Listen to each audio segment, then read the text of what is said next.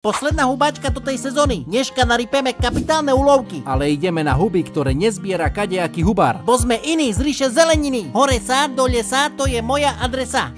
Mám prvú lisohlavku, výborne. Maťu, že môžeme zhuliť do nalady. Pampi, poprvé, tu nikto nebude huliť a po druhé, toto nie je lisohlavka. Ale keby bola, tá neodoláš, uznaj. Prosím ťa, sústreď sa na huby, ktoré hľadáme. Nevidím ani meké fňo, zatiaľ 0 huboch, 1 000 000 listcoch. Tá nakoniec pôjdeme domu s pražným košíkom. Haňba na celý válal.